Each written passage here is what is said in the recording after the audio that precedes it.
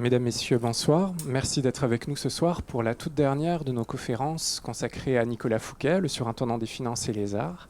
Ça a passé vite finalement, mais vous pourrez découvrir les captations vidéo montées d'ici la fin du mois de février normalement en ligne sur notre site internet, donc http://monnaiedeparis.fr, sur les pages dédiées à ce cycle Nicolas Fouquet. Alors ce soir, nous sommes ravis de recevoir Michael Zanto. Michael Zanto, bonsoir. Bonsoir. Michael Zanto, vous êtes maître de conférence à l'université Paris 4, Sorbonne. Vous êtes spécialiste de la peinture française du XVIIe siècle, que vous étudiez de toutes ces dimensions d'histoire sociale en lien avec ces productions picturales, histoire du marché, histoire des collections et du collectionnisme, histoire de l'histoire de l'art aussi. Alors, pour cette dernière conférence, nous reviendrons, à la différence de la précédente, de Guillaume Caseruni, sur une échelle davantage macroscopique, sur la question de la collection et de la politique de la collection, que Michael Zanto développera. Alors, que sait-on de la collection de peinture de Nicolas Fouquet ? Ou plutôt, comment connaît-on la collection de peinture de Nicolas Fouquet ? On la connaît bien évidemment par les inventaires qui ont été dressés au moment de sa chute en 1661, en septembre 1661. On en connaît un détail un petit peu plus grand par un arrêt du Conseil du roi qui suit et qui nous précise un petit peu quelles étaient ces peintures plus sommairement dénombrées. On les connaît encore par un autre texte, un récollement de 1665 qui reprécise les choses. Alors, dès 1882, la plupart de ces textes ont été publiés par un grand historien de l'art, un grand savant, Bonafé, auquel Michael Zanto s'est consacré un peu. On y reviendra. Et cet intérêt de Bonafé s'est matérialisé dans une logique, comme on l'évoquait tout à l'heure, très positiviste, par la publication de ces différents inventaires. Et la postérité historiographique, et en particulier Antoine Schnapper, interprétant ces textes, a conditionné à interpréter la figure de Nicolas Fouquet, non pas tant comme un collectionneur, mais comme un homme attiré par la décoration de la Grande Demeure, une des thématiques qu'ont pu évoquer Gérard Mabie et David Brouzet. Et on disait effectivement ensemble, dans notre échange préalable, qu'il fallait être particulièrement vigilant et éviter un regard par trop a posteriori, s'agissant d'un homme dont la chute a mis un terme brutal à une politique, à une logique de constitution de collection, et un regard a posteriori qui ne rend pas compte bien évidemment de ses ambitions et pour lequel une logique comparatiste par rapport à Séguier, par rapport à Mazarin, par rapport à Louis XIV vient à la défaveur de Nicolas Fouquet. Alors toutes ces questions, nous les aborderons avec vous et je vous laisse la parole pour répondre peut-être d'abord à une première question s'agissant de Bonafé, de la thèse de Bonafé, ou de l'absence de thèse plutôt de Bonafé, et peut-être cette critique, ou en tout cas ces atténuations que l'on pourrait porter à la thèse d'Antoine Schnapper. Merci. Tout d'abord, merci pour votre invitation. Je suis particulièrement heureux d'être ici et de parler effectivement de Fouquet, qui est un grand personnage dans l'histoire des collections, passionnant aussi parce qu'il est aussi relativement insaisissable. Et alors, il faut savoir effectivement que le premier grand historien qui s'est consacré de manière très précise à Fouquet comme collectionneur, comme curieux, c'est effectivement Edmond Bonafé. Et Edmond Bonafé, donc c'est un homme du 19e siècle, qui est donc dans l'histoire même du collectionnisme l'un des premiers historiens à s'être intéressé au phénomène des collections en France au XVIIe siècle. Donc c'est un nom qu'il faut absolument connaître, Edmond Bonafé, qui a rédigé d'ailleurs un dictionnaire des curieux du grand siècle, et donc vraiment une somme de travail considérable. Et il faut savoir que ce personnage, il faut le replacer aussi dans son arrière-plan. C'est un homme qui appartient à la grande bourgeoisie, Edmond Bonafé, qui a un hôtel particulier dans le 16e arrondissement, et qui menait sa vie en deux temps. Le matin, il allait à Drouot, il achetait des œuvres d'art, c'est un grand collectionneur, et l'après-midi, c'était aussi cette fois-ci l'érudit qui travaillait. Il allait aux manuscrits, aux archives nationales, et il cherchait finalement à recomposer cette histoire du collectionnisme français à laquelle lui-même appartenait. Et il a lui-même, et c'est un homme de juillet du 19e siècle, de la seconde moitié du 19e siècle, et il appartient à cette grande tradition savante qu'on qualifie aujourd'hui de positivisme. Donc son travail consistait à retrouver des documents et à échapper à toute histoire idéologique. On considérait qu'il fallait revenir à une histoire savante qui se débarrasse des schémas idéologiques au profit du document. Et le travail de Bonafé était considérable. Et il a rassemblé le premier dossier consacré effectivement à Fouquet. Et donc il a beaucoup insisté évidemment sur Fouquet, curieux. Il l'a mis dans son dictionnaire et il a voulu mettre en évidence que ce personnage était un curieux, sans pour autant distinguer effectivement ce qui pouvait relever proprement de la collection ou de ce qui pouvait relever du mécénat. Vous voyez, on peut être grand mécène, aimer la peinture, mais simplement pour décorer ses intérieurs, alors que d'autres vont collectionner pour la collection, pour le plaisir des tableaux, et les rassembler parfois dans une seule et même pièce. On peut y mettre 100, 200 tableaux, parfois dans un seul cabinet, par passion pour la peinture. Vous voyez, donc il y a deux figures, il y a le curieux, le collectionneur, et puis vous avez le mécène. Et Antoine Schnapper a voulu un tout petit peu relire ces documents et essayer de rendre plus compliqué le personnage et de se poser la question, doit-on considérer Fouquet comme simple collectionneur ou plus simplement comme mécène, sachant qu'Antoine Schnapper a plutôt tendance à considérer Fouquet comme mécène, plus que comme collectionneur. Alors, je peux poursuivre, parce que sur cette question, Nicolas Fouquet, collectionneur ou mécène, je disais que c'est très compliqué en fait de répondre à cette question. C'est d'ailleurs ce qui rend le cas Fouquet particulièrement passionnant. D'une part, pour des raisons de documents, on manque d'archives, contestablement, pour arriver à bien définir la personnalité de Fouquet. Et puis d'autre part, et ce que vous évoquiez aussi, c'est effectivement qu'on a parfois tendance à porter un regard assez rétrospectif sur les pratiques du collectionnisme au XVIIe siècle, à vouloir peut-être trop scinder ce qui relève de la collection et ce qui relèverait du mécénat. Et Antoine Schnapper a beaucoup insisté sur justement des frontières extrêmement ténues, extrêmement difficiles à saisir. Alors là, il faut effectivement se poser la question. Et selon moi, on doit dans un premier temps, pour comprendre Fouquet, le replacer dans son arrière-plan social et politique. Et là, soudainement, la figure de Fouquet apparaît sur un jour, selon moi, nouveau. Et là, je pense qu'il faut insister sur une grande figure, non pas Louis XIV. Souvent, on parle de Fouquet, donc nécessairement, on évoque Louis XIV, qui a décidé de sa chute. On évoquera aussi Colbert, qui a été celui qui a donc tout fait pour que Fouquet chute. Mais on oublie le maître de Fouquet, qui est Mazarin, et qui a été véritablement pour Fouquet son grand modèle. Oui, et je pense que pour éviter justement ce regard rétrospectif auquel l'historiographie s'est souvent prêtée au cours des dernières décennies, repenser à la figure de Mazarin en lien avec ce que nous en disait Daniel de Serres au cours de sa conférence et à cette accumulation assez extraordinaire de capitaux dans un temps assez court entre son retour au pouvoir suite à la Fronde et sa mort en 1661, une fortune, nous disait Daniel de Serres, d'une quarantaine de millions de livres.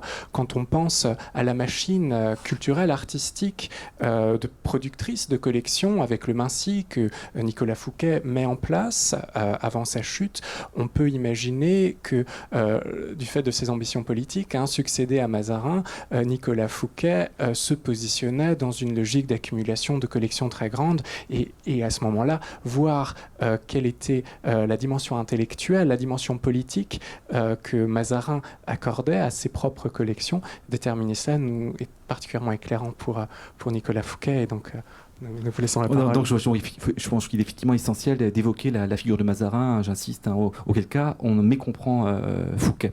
Parce que la manière dont Fouquet va s'intéresser aux œuvres d'art dépend très directement de la manière qu'a le goût, en tout cas la culture collectionniste qu'a développé Mazarin pour des raisons avant tout politiques.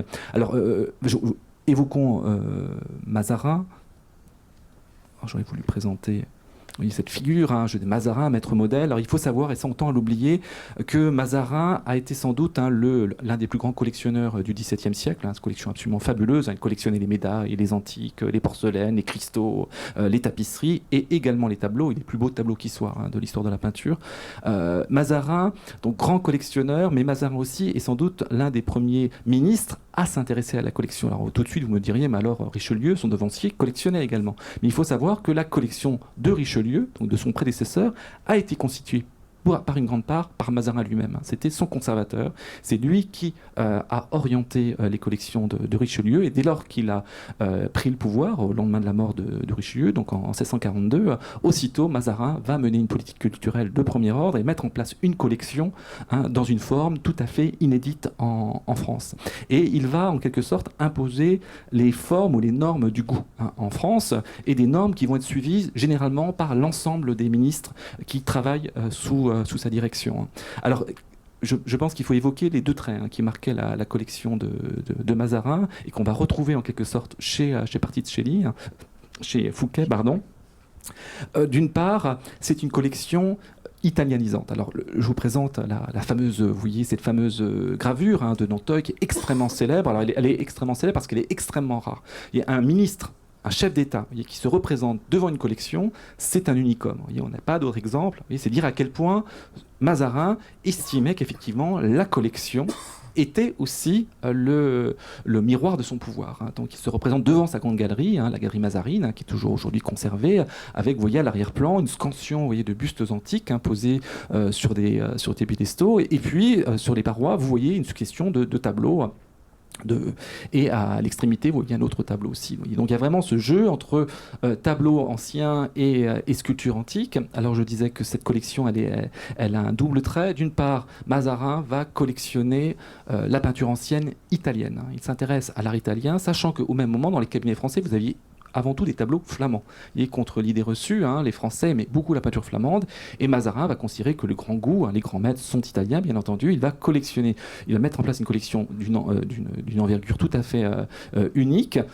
Tableaux italiens de la Renaissance, les Vénitiens, avant tout, les grands maîtres de Venise. Je pourrais montrer quelques tableaux. Alors, parmi les Vénitiens les plus célèbres au XVIIe siècle, spontanément on dirait Titien ou Véronèse, il faut savoir que un des artistes les plus collectionnés, les plus admirés au XVIIe siècle, c'est Jacopo Bassano. Autant l'oublier, l'artiste est beaucoup moins connu aujourd'hui, mais il était immensément connu au XVIIe siècle, extrêmement collectionné.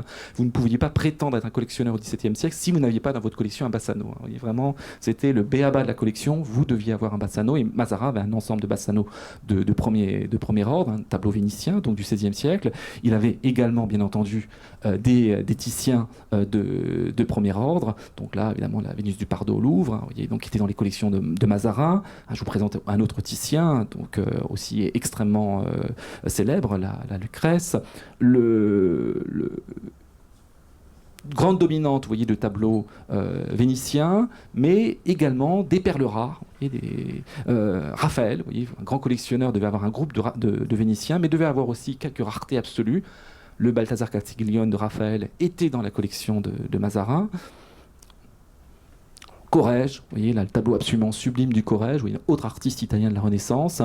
Donc c'est ce mariage mystique de Sainte Catherine. Alors il faut savoir que ça, j'insiste aussi sur la singularité de ce tableau. D'ailleurs, elle faisait la couverture de l'ouvrage d'Antoine Schnapper. Pour quelle raison? Parce que c'est le tableau le plus cher du marché de l'art en France au XVIIe siècle. Et c'est Corrège qui a été, dont l'estimation a battu tous les records dans l'histoire du marché de l'art, en tout cas au XVIIe siècle. Les tableaux singuliers, c'est dire, vous voyez, l'importance de la collection Mazarin. Vous voyez, des tableaux vénitiens, des grands maîtres de la Renaissance italienne, Raphaël, Corrège, et vous deviez compléter votre collection par des acquisitions faites sur le marché romain. Caravage, très bienvenu d'avoir un Caravage dans sa collection. Et surtout, et ça c'est très important aussi, il faut vraiment que vous mémorisiez, Mazarin va mettre en place un goût vraiment tout à fait inédit, grand maître vénitien, Raphaël, Corrège et la modernité. Qu'est-ce que la modernité? Le XVIIe siècle, comment était représenté le XVIIe siècle? Il fallait avoir un tableau de Guido Reni. Guido Reni, ce grand maître de l'école de Bologne du XVIIe siècle, qu'a défendu Mazarin, qu'il a mis en scène dans ses collections. Et il est frappant de voir que tous les ministres de Mazarin, généralement, possédaient une œuvre de Guido Reni. Ça, c'est frappant parce qu'on voit que c'est un collectionneur d'art ancien, qui laisse peu de place à l'art contemporain, et encore l'art contemporain français qui est complètement absent, et ça, Antoine Schnapper l'a mis en évidence. Les Français, les ministres, ne collectionnent pas l'art contemporain français. On s'intéresse à la peinture italienne ancienne. Et lorsqu'on s'intéresse à l'art contemporain, c'est un art contemporain produit à Rome. Guido Reni, donc polonais, qui était actif principalement à Rome, et on pouvait le compléter par des œuvres, par exemple, un cas assez unique, Nicolas Poussin, peintre français, mais actif à Rome. Alors, Ça, Mazarin va mettre en place un peu en quelque sorte un standard, vous voyez, de la collection des Vénitiens, des raretés et des maîtres bolonais, en particulier Guido Reni. Alors ça, c'est une singularité. Et d'autre part, il va mettre en place aussi une manière de collectionner. Je vous présente cette gravure, donc la très célèbre, où on voit sa collection à l'arrière-plan, donc elle nous semble assez ordinaire, alors qu'elle est très singulière dans sa scénographie. Mazarin va mettre en place une nouvelle manière aussi de présenter les tableaux. On les entasse plus dans des cabinets, on les met en scène avec des scansions d'antiques. Vous voyez, on voit, ces scabellons avec des bustes antiques, des empereurs. Cette manière de présenter la collection est tout à fait inédite en France. Et alors, quel est le modèle ? C'est un modèle qui s'est développé à Rome à la fin du XVIe siècle, au début du XVIIe siècle. C'est une manière de présenter les tableaux avec des scansions d'antiques. C'est une manière romaine de présenter la peinture. Et Mazarin va importer en France, en fait, à la fois son goût, sa manière de collectionner, mais aussi sa manière de présenter les tableaux. C'est tout à fait nouveau. Donc ça, il faut le noter. Et de manière frappante, on va voir que ces deux traits se retrouvent assez précisément chez Fouquet. Oui, on a déjà parlé, en tout cas, David Brouzet a noté, de même qu'Alexandre Gadi, l'italianisme du goût de Nicolas Fouquet, notamment en matière architecturale. Et là, pour faire lien avec la gravure célèbre de Nanteuil, c'est vrai que David Brouzet et Gérard Maby avaient noté pour Veuve-Vicomte l'absence d'une galerie. Alors c'est vrai que c'est un château de campagne, c'est vrai que le grand salon s'y substitue, mais on y reviendra par la suite. Pour la présentation des collections, il y a des implications assez fortes qui là aussi révèlent quelque chose comme une allégeance de Fouquet à Mazarin, mais on y reviendra. Alors vous évoquez là le thème de l'allégeance, et c'est très très juste. Et là, j'insiste effectivement sur la manière de pratiquer la collection du XVIIe siècle. On a souvent tendance à y voir plutôt l'histoire d'un goût personnel. Il faut comprendre que ces collections mises en place qui coûtaient extrêmement cher. Les bustes antiques, c'était des prix absolument fabuleux, de même que la peinture ancienne de la Renaissance, donc extrêmement cher. Et donc cette manière de collectionner s'inscrit généralement dans un contexte politique. Il faut mettre en scène un pouvoir, il faut aussi mettre en scène une appartenance, puisque vous pouvez collectionner d'une certaine manière, et si vous suivez la manière de Mazarin, c'est une manière aussi de confirmer votre lien avec Mazarin. Mazarin impose un goût, en tout cas il a son goût, il a une manière de collectionner. Si vous êtes un ministre et prétendez à faire corps avec le grand ministre, vous avez tout intérêt à mettre en place une collection qui s'apparente à celle de Mazarin. Et il est frappant de voir, par exemple, je citerai un cas célèbre, Louis Philippot de la Brière, donc un contemporain de Fouquet, donc un ministre de Mazarin, qui va mettre en place une collection précisément sur le modèle de Mazarin, avec une galerie. Alors là, c'est une galerie malheureusement qui a été refaite au XVIIIe siècle, elle n'est pas dans son état d'origine du XVIIe siècle, mais vous aviez une succession de tableaux avec à l'intérieur des scabellons avec des bustes antiques. On retrouvait la même structure de la galerie, les bustes n'y sont plus aujourd'hui, mais il faut imaginer cette galerie avec des scansions de bustes antiques et des tableaux, donc conformément au modèle de Mazarin. Et de même, vous aviez alors dans cette collection un célèbre Guido Reni. J'insistais sur l'importance de Guido Reni dans la culture de Mazarin. Et comme par hasard, chez ses ministres, on retrouve des œuvres de Guido Reni. Vous aviez aussi un célèbre Véronèse. Mais surtout, vous noterez, je reviens sur Mazarin, vous voyez qu'au fond de la galerie Mazarin, vous avez un tableau qu'on arrive à identifier, l'iconographie est assez claire, et de quel est ce tableau ? Ce tableau est précisément le célèbre David de Guido Reni. On voit que dans la gravure, Mazarin se représente en mécène, en amateur de sculpture antique, en amateur de peinture, mais il met en scène aussi le grand artiste italien contemporain qui était Guido Reni. Et on retrouve, comme par hasard, des œuvres majeures de Guido Reni chez La Brière, Le Enlèvement d'Hélène de Guido Reni, un tableau célèbre du Louvre, qui était dans les collections de La Brière. De même que vous aviez, alors j'ai pas le tableau ici, de même que vous aviez aussi une autre version du David de Guido Reni dans les collections de La Brière. Donc on voit très bien qu'à chaque fois le ministre veut faire corps avec son maître, avec Mazarin, pour mieux réaffirmer sa fidélité, effectivement, son appartenance au clan Mazarin. Alors, pour faire lien avec la question de Fouquet collectionneur, de Fouquet dans son contexte, c'est vrai que l'historiographie s'est aussi beaucoup penchée, enfin a été très largement influencée sans doute, par une modalité de la constitution de la collection de Fouquet, qui témoigne également de cet italianisme, hein, de ce goût romain. C'est la présence à Rome du frère abbé Louis de Nicolas Fouquet, dont on conserve une partie de la correspondance adressée à son frère, et lettres qui ont été citées à différentes reprises ici, et qui témoignent non pas tant d'un certain goût de Nicolas Fouquet, mais en tout cas d'un certain goût et d'une certaine appétence pour la peinture de son jeune frère, qui n'est pas à l'honneur du connaisseur. C'est ce frère, donc c'est cet abbé Louis Fouquet, qui écrit que ses choix le disposent davantage vers des peintures de grand format pour leur valeur décorative que pour ces chefs-d'œuvre hors de prix qui sont finalement assez rares sur le marché. Donc c'est certain, l'historiographie s'est aussi beaucoup penchée, a été très, très en prise avec la teneur de ces lettres pour essayer d'y voir, pas pour essayer, mais en y voyant une personnalité de collectionneur de moindre aloi que la qualité des peintures réunies ne semblerait l'indiquer. Alors c'est très juste hein, ce que vous dites, effectivement, les fameuses lettres de donc, son frère, Louis Fouquet, qui était à Rome en 1655 et 1656, précisément pour acheter des œuvres d'art donc pour Fouquet. Ces lettres ont évidemment coloré hein, l'idée qu'on se fait aujourd'hui de Fouquet. Alors, comment regarder effectivement les collections de Fouquet? Quelles sont les sources hein, dont on dispose pour juger effectivement la qualité de cette collection, pour peu qu'il y ait eu collection?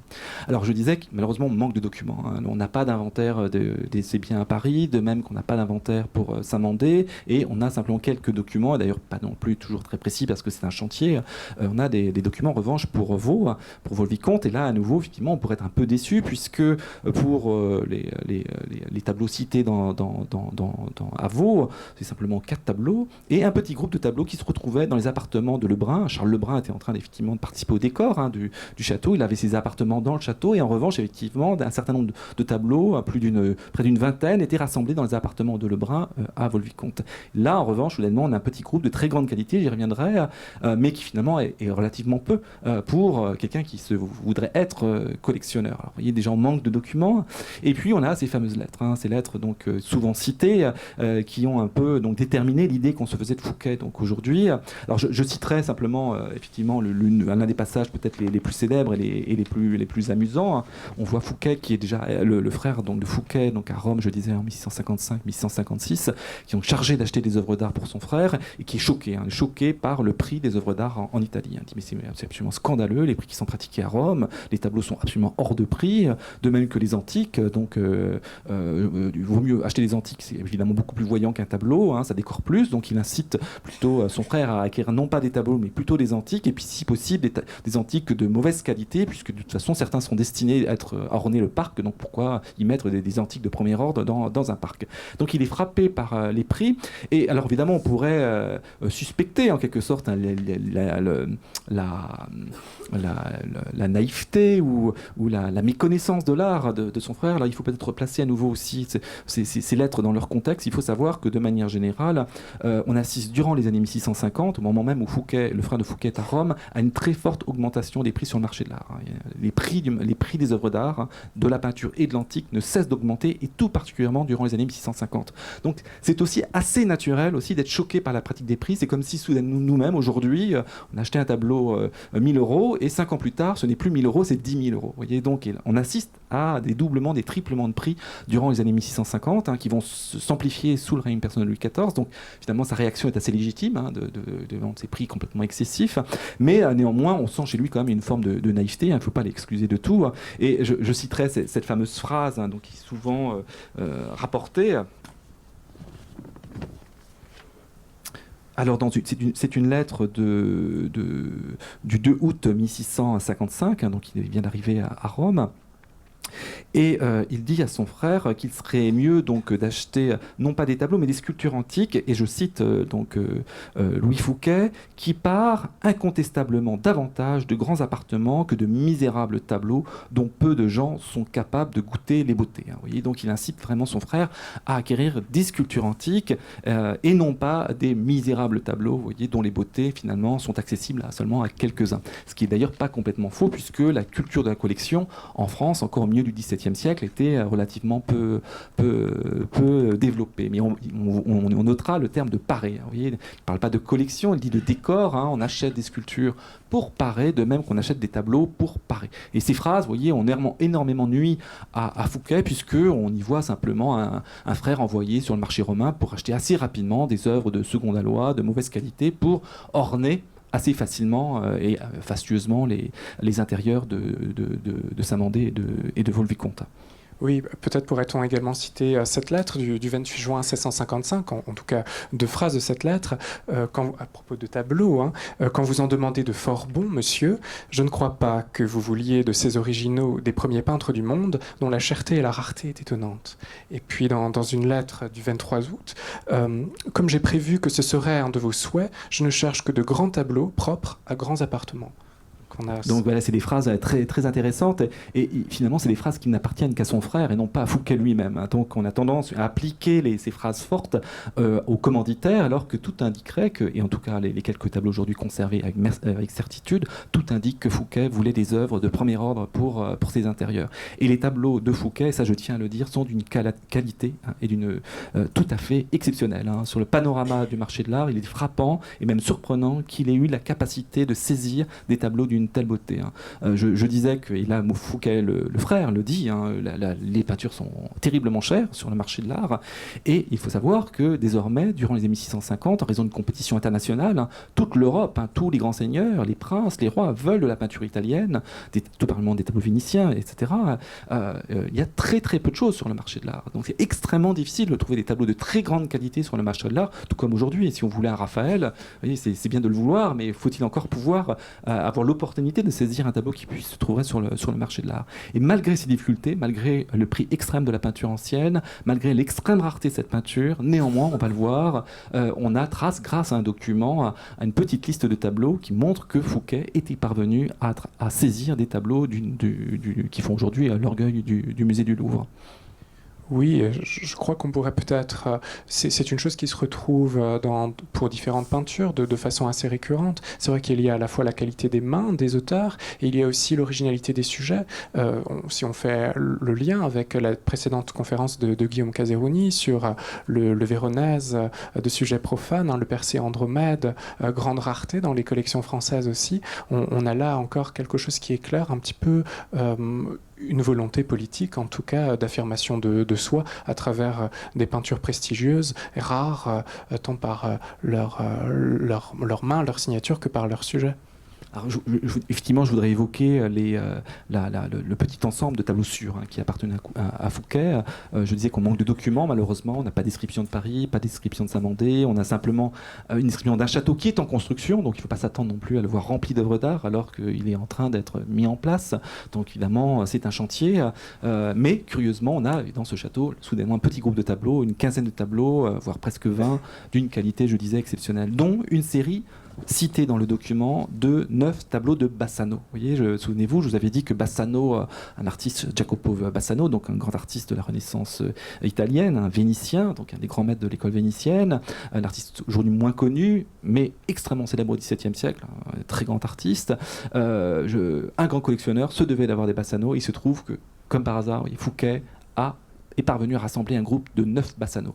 Comme fera Louis XIV plus tard. Il y avait le fameux cabinet des Bassano à Versailles. Louis XIV aussi collectionnera des Bassano. Et avant lui, vous aviez cet ensemble ainsi très important. Alors je vous présente une image de Bassano. Malheureusement, la description est très imprécise, donc on ne peut pas identifier cette série. Là, je vous donne un simple exemple de l'Arche de Noé, disons une composition qui était de Bassano extrêmement célèbre, qui a été très, très copiée.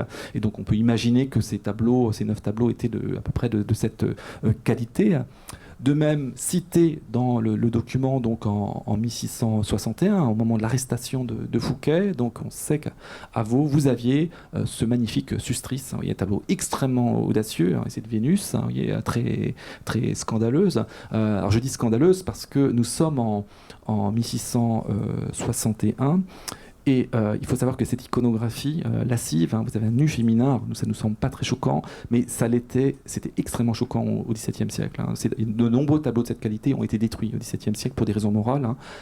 Les tableaux de nu, et ce type de nu très lascif, hein, avec un corps féminin vous voyez, complètement décrit, ces tableaux finissaient souvent découpés. Hein. Donc on a un cas très célèbre, j'évoquais la collection, là, je mettais un lapsus Particelli d'Emery. Hein. Il faut savoir qu'à la mort de Particelli d'Emery, donc en 1650, hein, donc un collègue de Fouquet, et donc un des ministres Mazarin, celui-ci était parvenu à acquérir l'un des tableaux les plus importants de Guido Reni. Oui, on revient toujours à ces noms, un Bacchus et Ariane, et ce tableau, à sa mort en 1650, sa veuve, à peine son mari mort, a décidé de détruire le tableau. Hein. C'était le chef-d'œuvre de Guido Reni, son tableau le plus important, le plus monumental. Aujourd'hui, ça serait sans doute un des tableaux les plus célèbres qui soit. Il faut savoir qu'il a été détruit à Paris, hein, donc mis en pièces pour des raisons morales, hein, parce qu'il représentait un nu. Ça, on l'oublie, et donc il faut voir ce tableau, évidemment, ça nous semble un grand chef-d'œuvre de la peinture du XVIe siècle, mais il faut savoir que ces tableaux-là pouvaient être considérés comme très amoral. Hein. Donc vous voyez, grande diversité chez Fouquet, et très grande qualité, hein, évidemment, un chef-d'œuvre.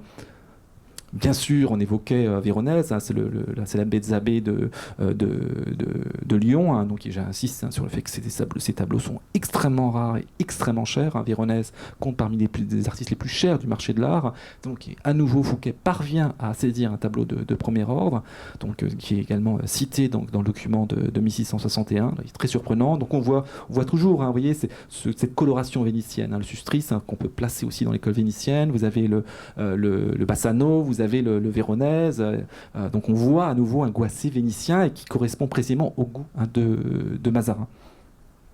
Alors là, tableau tout à fait étonnant, là aussi d'une rareté absolue, hein, tableau qui est cité en 1661, anonyme aujourd'hui, hein, dans les collections du Louvre, qu'on considère être, donc on a longtemps considéré être un tableau de Bellini, hein, donc à nouveau un tableau vénitien, mais tôt, hein, dans l'école vénitienne, tableau étonnant et très très surprenant, à nouveau un chef-d'œuvre, et comme par hasard, à nouveau acquis par Fouquet.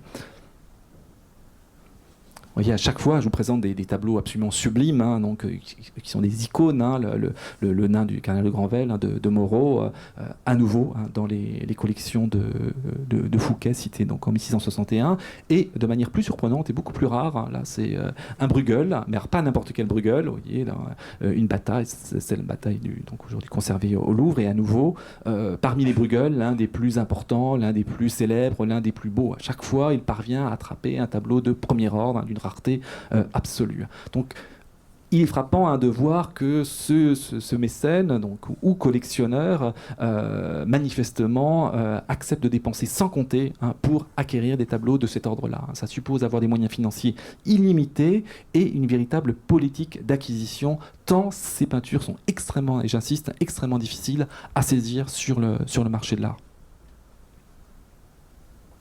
Alors, je disais, peut-être une précision, je disais qu'on a ces quelques documents, et les bribes laissent trace de tableaux exceptionnels, et on sait par d'autres sources que certains tableaux ont été dans les collections de Fouquet. Et à nouveau, les quelques tableaux qui sont cités plus tardivement comme avoir été possédés par Fouquet, à nouveau, les tableaux sont de la première qualité. Hein. On a évoqué, vous avez vu récemment, le Véronèse de Rennes, hein, donc à nouveau, tableau exceptionnel, et aussi iconographie extrêmement aussi sensuelle. Hein. Alors, il faut savoir qu'il y en avait deux versions. Hein. Donc, vous aviez la version Fouquet, mais vous en aviez une seconde version, hein, qui était également à Paris, dans les collections à nouveau de Lavrière. Vous voyez, donc on est toujours, vous voyez, dans le même clan.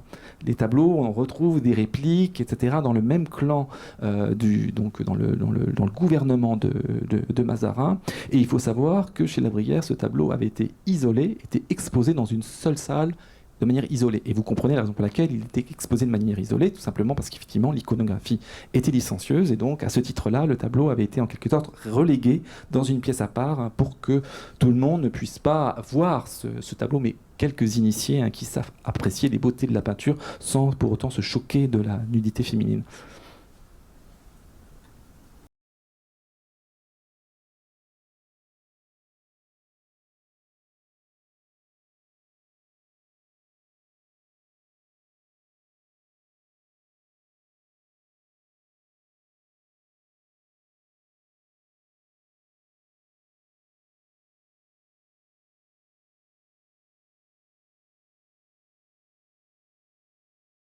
Très très important.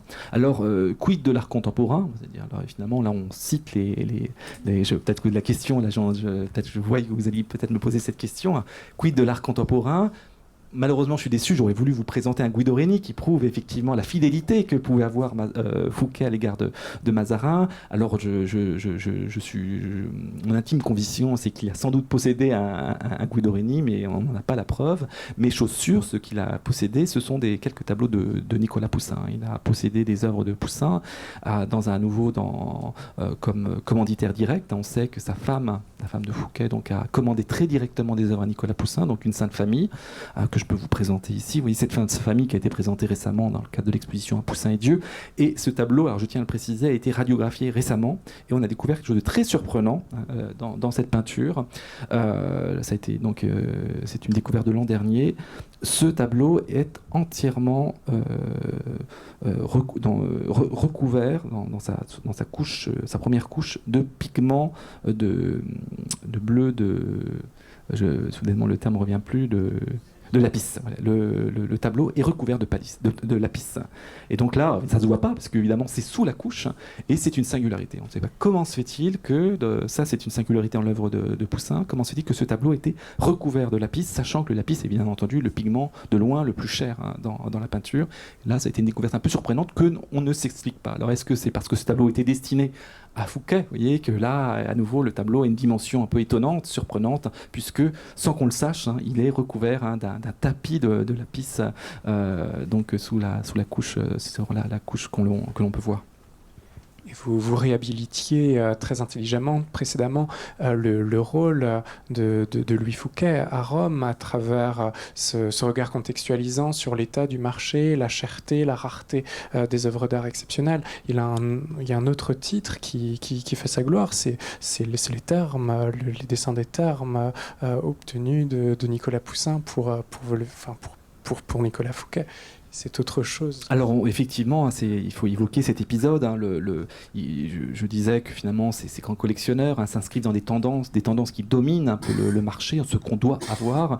Et parmi les artistes, l'artiste le plus célèbre en France au milieu du XVIIe siècle, c'est Nicolas Poussin. Nicolas Poussin, donc actif à Rome, hein, évidemment, qui est déjà très connu, hein, puisqu'il était revenu à la cour de France entre 1640 et 1642. Hein, il a travaillé pour le roi. Il est premier peintre du roi de France, mais il ne se plaisait pas à la cour de France. Donc il est retourné à Rome, où il est mort en 1665, et il faut savoir qu'à son retour à Rome en 1642, Poussin était donc devenu extrêmement célèbre en France, et tous les grands seigneurs voulaient posséder au moins une œuvre de Nicolas Poussin, et évidemment Fouquet voulait posséder une œuvre de Poussin, et il se trouvait que cet artiste, durant les années 1650, est devenu également hors de prix, un artiste dont la cote a terriblement augmenté durant les années 1650, et son frère, donc Fouquet, donc effrayé aussi à nouveau, il est effrayé toujours par les questions de prix, par les prix de la peinture ancienne, par les prix des œuvres antiques, mais également par les prix exorbitants de l'œuvre de Poussin. Mais néanmoins, il va tenter de nouer des contacts avec l'artiste, avec ces grands artistes français, et Poussin va accepter notamment de dessiner, de projeter en fait, des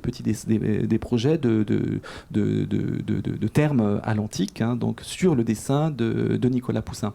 Mais alors peut-être plus important, et ça à nouveau on le sait par les sources, Fouquet était parvenu à avoir une œuvre sans doute la plus importante de Nicolas Poussin. À chaque fois, il parvient à saisir des œuvres œuvres majeures, et il est parvenu à attraper une œuvre emblématique de Nicolas Poussin. Alors quelle est-elle? Ça c'est surprenant. Là à nouveau c'est connu par une source ancienne, La Manne. Vous voyez, La Manne de Nicolas Poussin, un chef-d'œuvre absolu, commandé en 1838 par Chanteloup, donc l'un des principaux ministres attachés donc au service du ministre de la Culture, donc Sublette Noyer. Et c'est en quelque sorte un peu le tableau qui fonde l'école française de peinture. Vous voyez, commandé en 1838, et c'est ce tableau qui a d'ailleurs été commandé dans l'espoir que l'artiste accepte de venir à la cour de France. Et donc on avait commandé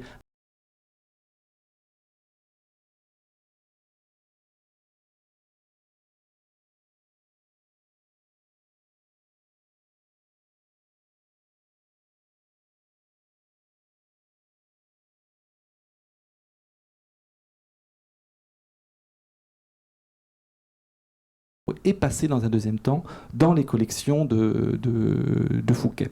Alors il faut savoir que c'est La Manne, donc un épisode biblique de l'Ancien Testament, que c'est une préfiguration de l'institution de l'Eucharistie, cette scène de l'Ancien Testament, considérée comme une image qui annonce l'institution de l'Eucharistie, le sacrifice du Christ.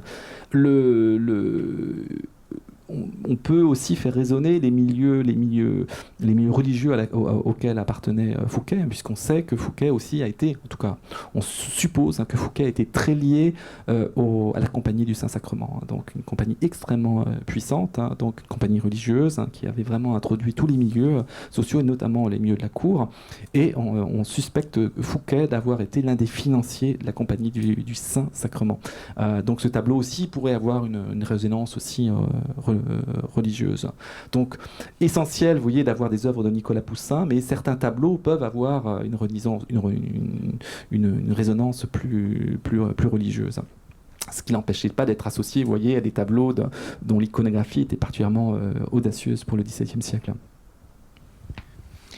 Alors, ce corpus d'œuvres de qualité exceptionnelle, vous l'avez relevé, pose évidemment la question, toujours en lien avec Mazarin, de la dimension politique que Nicolas Fouquet donnait à la réunion de tant d'œuvres. Alors, politiquement, par rapport aux arts, on a une récurrence de l'apparition du nom de Nicolas Fouquet en deux temps, on va dire. Un premier temps au moment de la négociation, sans doute pour le nom du roi, d'une acquisition importante, une peinture de Carache, d'Annibal Carache, la Charité de Saint-Roch, où on voit apparaître le nom de Nicolas Fouquet, et puis une apparition plus stimulante, peut-être encore intellectuellement, par rapport à Mazarin, par rapport à ce que l'on disait avec Guillaume Caserouni sur l'entrée de la peinture vénitienne dans la collection royale. C'est le cas Jabach, de ce grand collectionneur,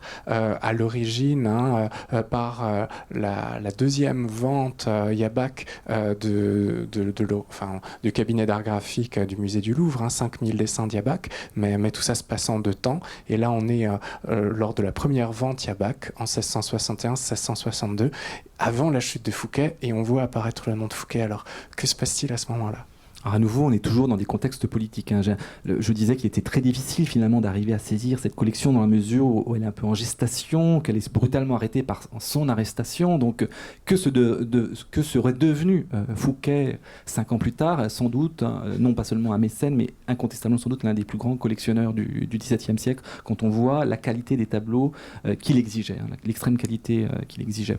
Mais c'est simplement de l'ordre des bribes. Mais ce qui est frappant, c'est de voir aussi la manière dont il collectionnait. On voit très très bien que sa collection est mise en place aussi à des fins politiques, des fins de prestige, bien entendu, de notoriété, mais on voit que les choix qu'il fait trouvent leur place aussi dans la manière dont collectionnait Mazarin. Donc il vient vraiment mettre en place une collection avec ses sculptures antiques, mais aussi avec des scabellons, puisqu'on sait par les sources, notamment les fameuses lettres de Fouquet, de son frère à Rome, que ce frère achète des scabellons, c'est-à-dire des piédestaux, et des bustes antiques. Donc, pour preuve que, manifestement, Fouquet souhaitait présenter des tableaux avec, à nouveau, ces scansions, vous voyez, de piédestaux avec des bustes antiques, conformément au modèle qu'avait diffusé Mazarin dans son hôtel particulier, comme le fera par la suite également Louis-Filippo de la Brière ou encore cet autre, Michel Particelli d'Emery. Donc, on voit très très bien que la collection a une coloration politique, on voit très bien qu'il y a un sens du politique avec la peinture, et cette fameuse affaire Jabach confirme en tout cas cette compréhension et cette manière très singulière et très moderne d'utiliser l'art de peinture au XVIIe siècle. Il faut revenir sur cette fameuse affaire, l'affaire Jabach. Tout le monde ne connaît pas Jabach, Evrard Jabach, qui est un grand banquier. Un grand banquier, l'un des plus grands banquiers du XVIIe siècle, donc banquier dans le sens du XVIIe siècle, c'est-à-dire pas un financier, c'est-à-dire quelqu'un qui fait sa fortune dans l'export et l'importation de marchandises. C'est un trafiquant, vous voyez, qui importe, exporte des marchandises, qui va soutenir aussi des créations de manufactures. C'est un Allemand qui vient s'établir en France durant les années 1630 sous Richelieu, sous Louis XIII, et qui va faire fortune au point d'être sans doute l'un des plus grands marchands banquiers de Paris, donc au milieu du XVIIe siècle. Et cet homme, on sait par les sources qu'il s'intéressait à la peinture, aux arts, et en 1662, on a ce que vous évoquiez, donc un document exceptionnel. Donc, ce banquier vend au roi, à Louis XIV. Oui, on est au lendemain de la mort de Mazarin. Donc, enfin, le roi règne personnellement et il acquiert un ensemble exceptionnel de tableaux, 100 tableaux de la plus grande beauté. Et soudainement, eh bien, une sorte d'effraction dans l'histoire de l'art français, 100 tableaux de la plus grande beauté, vendus au roi à une somme fabuleuse, 330 000 euros, pour être précis, des tableaux des Vénitiens, des Bolonais, le plus beau de la peinture. Alors là, vous voyez, c'est cet événement, et donc on a longtemps considéré que ce tableau sont le noyau central de la collection du roi. Il faut savoir que le Louis XIV était très en retard dans la pratique de la collection. Les rois, les grands rois européens collectionnaient, les Français avaient tardé à collectionner. On a un modèle de François Ier, bien connu, mais après, les rois étaient peu sensibles aux collections, et Louis XIV va vouloir redonner, évidemment, dans cette politique de prestige, va vouloir avoir une grande collection, et donc, en 1662, acquisition d'un groupe de tableaux exceptionnels auprès de ce marchand banquier Evrard Jabach. Donc, on a toujours considéré que c'était le cœur des collections, même le premier signe d'une politique culturelle active, prestigieuse, alors qu'en fait, la situation est beaucoup plus compliquée, beaucoup moins d'ailleurs prestigieuse, beaucoup moins glorieuse, et qui implique très directement Fouquet. Donc il faut évoquer cette histoire, vous voyez qu'il y a une résonance très politique, et donc je disais moins glorieuse. Alors pourquoi moins glorieuse ? On a retrouvé progressivement des documents qui modifiaient la donne, qui changeaient tout à fait l'idée qu'on se faisait. Et déjà, première chose aussi, on aurait pu un peu s'étonner aussi que ce marchand banquier, effectivement qui était amateur d'art, c'est incontestable, qui habitait rue Saint-Méry, mais qui vivait non pas dans un fastueux hôtel particulier, mais dans une grande demeure. Mais comment peut-on posséder 100 peintures, vous voyez, de la Renaissance italienne pour la plupart, avec des compléments 17e, notamment de Guidorini, comment on peut posséder autant de tableaux dans un espace qui ne se prête pas à l'exposition, vous voyez, de 100 tableaux. 100 tableaux, avoir 100 tableaux chez soi immense, ça prend de nombreux pans de murs, et donc il est clair que ces 100 tableaux ne pouvaient pas être exposés chez Evrard Jabach. Donc, vous voyez, déjà, on pouvait un peu être suspicieux. Comment se fait-il que ce banquier ait eu autant de tableaux et puis vendre des tableaux de cette première qualité en 1662. Alors revenons sur les documents qui soudainement commencent à jeter le doute sur l'origine de cette collection. Alors j'évoquais déjà effectivement ce banquier dont on possède le portrait. Alors c'est un portrait, on a longtemps pleuré ce portrait. On voit Evrard Jabach ici, peint par Charles Lebrun, entouré de sa famille et qui se représente en mécène. Et d'ailleurs, c'est un tableau très important qui a probablement été peint l'année même de la vente de sa collection à Louis XIV en 1162. C'est probablement, nous sommes vers 1161-1162, très probablement. Et on voit qu'Evrard Jabach entend se réaffirmer comme mécène. Vous voyez l'allégorie des arts à ses pieds, il a des tableaux derrière lui, il y a sa famille qui l'entoure, et vous avez ici, vous voyez, dans je vous montrer une autre image un peu plus précise. On voit aussi dans le miroir l'autoportrait de Charles Lebrun, qui est en train de peindre le portrait. Vous voyez, c'est un peu les minimes françaises, tableau donc tout à fait important et qui a été détruit pendant la Seconde Guerre mondiale à Berlin. Et donc tableau majeur dans l'histoire du portrait. Et j'ai souvent reproduit ce tableau en pleurant à sa disparition. Et il faut savoir qu'en fait, il y avait un second exemplaire de très grande qualité qui est réapparu l'an dernier sur le marché de l'art anglais. Et le Metropolitan est parvenu et très discrètement à acquérir le tableau. Alors voilà, donc finalement je suis assez fier aujourd'hui de pouvoir présenter un tableau en couleur. Donc c'est la seconde version qu'on savait avoir existé mais qui était perdue, qui a été redécouverte l'an dernier et acquise donc par le Metropolitan de New York. Donc si vous voulez le voir, il faut aller à New York. Il y a des conditions d'acquisition très particulières qui interdisent son prêt. Donc c'est un tableau qui ne sera jamais prêté. Donc si vous voulez le voir, il faudra aller à New York. Et donc je disais, vous voyez, tableau très, très spectaculaire. Et on voit très bien qu'Evrard Jabach, le banquier, se met en scène comme amateur d'art, comme mécène. Et nous sommes donc probablement vers 1661, 1662. Alors, la collection, vous voyez, donc je vais un peu revenir après sur les origines, mais il faut en voir la structure et ça vous donne des clés de compréhension. La collection, je disais, à nouveau, tout à fait exceptionnel. On peut d'ailleurs s'étonner que ce banquier ait pu saisir autant de chefs-d'œuvre de l'histoire de la peinture, qui sont tous aujourd'hui au Louvre, vous voyez, donc, qui sont parmi les plus beaux tableaux du musée du Louvre. Je sais que c'était le noyau historique. L'allégorie, vous voyez, de Titien, vous voyez, très célèbre tableau. Je passe vite, vous voyez, La jeune femme à la toilette de Titien, et autre chef-d'œuvre. La mise au tombeau de Titien, vous voyez, chef-d'œuvre absolument fabuleux. Le Christ et les pèlerins d'Emmaüs, encore de Titien. Vous voyez, ce groupe de Vénitiens de la première qualité, dont beaucoup provenaient des collections de Charles Ier. Véronèse, l'évanouissement d'Esther, là aussi un des plus grands chefs-d'œuvre de Véronèse. Le Corrège, donc la fameuse allégorie du Corrège, et vous aviez aussi les Bolonais, donc le dominicain, et tout particulièrement Guidorini, très représenté dans la collection Yabac, ici des Janires. Et il est frappant de voir que cet ensemble exceptionnel, sans tableau, correspond très précisément au goût de Mazarin. Souvenez-vous, j'avais dit Mazarin, les Vénitiens, avant tout, et puis des compléments bolonais, et tout particulièrement Guidorini. Et on retrouve exactement la même structure dans la collection Yabar. Donc, à se demander si finalement cette collection n'a pas à voir avec Mazarin. Vous voyez, déjà dans sa structure, elle est très surprenante. Et effectivement, on sait par les documents désormais que cet ensemble exceptionnel, acquise par Louis XIV en 1662 à prix d'or, à 330 000 euros, n'était pas destiné à Louis XIV, mais à Mazarin, qui était mort quelques mois plus tôt en 1661. Donc je vais vous raconter l'histoire, elle est assez compliquée, donc il faut peut-être être attentif à cette histoire qui est, je disais, beaucoup moins glorieuse que cette acquisition flamboyante en 1662. Il faut savoir que, et qui implique Fouquet, il faut savoir dès 1656-1657, surtout 1658, Fouquet sait qu'il risque d'être poursuivi et qu'une chambre de justice soit constituée pour faire un état des finances françaises et qui mettrait en évidence les prévarications de Fouquet et de son clan. Il y a eu des détournements d'argent. Colbert informe le roi que Fouquet détourne de l'argent à son profit, en tout cas au profit de son clan. Et Fouquet est très rapidement informé du risque d'une mise en place d'une chambre de justice qui mettrait en évidence un certain détournement. Et Fouquet décide de mettre en place une collection de tableaux. Il fait appel à des financiers, très riches financiers, dont l'un est connu, Doublet, pour acquérir des tableaux à prix d'or et destinés à être offerts à Mazarin, dans l'espoir que Mazarin oublie de mettre en place une chambre de justice.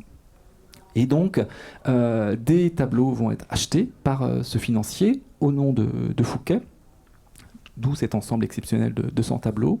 Les tableaux vont effectivement être proposés à Mazarin, ils vont être exposés dans la galerie de Mazarin. Donc là, je disais que dès 1650, on a des documents. En 1659, on sait qu'il y a des accords passés avec Mazarin, entre Fouquet et Mazarin. Les tableaux sont déposés donc, dans la fameuse galerie mazarine. Et Fouquet donc, propose de faire un don de ces tableaux. Mazarin accepte le don. Il accepte le don de tableaux, et donc ça laisse sous-entendre, et ça laisse comprendre que manifestement Mazarin va sans doute être un peu oublieux de cette chambre de justice, et d'autre part aussi Fouquet tenait à en faire don, d'une part pour éviter la chambre de justice, mais d'autre part pour être confirmé également dans des intérêts financiers. Fouquet était impliqué dans de nombreuses, ce qu'on appelle des fermes fiscales, donc il tirait aussi profit des revenus fiscaux de l'État, lui et son clan, et il tenait aussi à être confirmé dans ses avantages fiscaux. Mais rien ne se passe comme prévu. Puis Mazarin accepte le prêt, Mazarin tombe malade, gravement malade, et il meurt. Il meurt avec des tableaux qui viennent de lui être donnés, et avant de mourir, Mazarin va rédiger un testament par lequel il va donner une grande partie de son patrimoine au roi de France, dont ses tableaux. Et les tableaux qu'il vient d'accepter en cadeau. Et je ne sais pas si vous comprenez, vous voyez ces tableaux qui viennent de lui être offerts par Fouquet. Il est malade, avant de mourir, il écrit son testament et il dit que l'ensemble des tableaux doivent être donnés au roi, évidemment par amitié, par respect. Mais un seul problème, il se trouve que les tableaux n'ont pas été remboursés. Je disais que les tableaux avaient été achetés par Doublet, un financier, au nom de Fouquet, mais ils n'ont pas... Fouquet ne les a pas remboursés, ne les a pas payés. Et donc ça pose problème. Et Mazarin meurt. Louis XIV va régner personnellement. Il va choisir comme successeur non pas Fouquet, mais Colbert. Et Colbert va demander à ce que les tableaux soient effectivement donnés au roi, puisqu'ils ont été donnés. Et donc là, c'est la catastrophe, puisque les financiers s'inquiètent, tous ceux qui ont évidemment entretenu l'acquisition de ces tableaux, qui n'ont pas été remboursés. Et pire encore, Fouquet est arrêté. Et Fouquet est arrêté en septembre 1661. Les tableaux qu'il a fait acheter à prix d'or par un consortium de financiers n'ont pas été remboursés des avances. Et de surcroît, les tableaux sont aujourd'hui dans les collections du roi. Et donc la situation est très grave.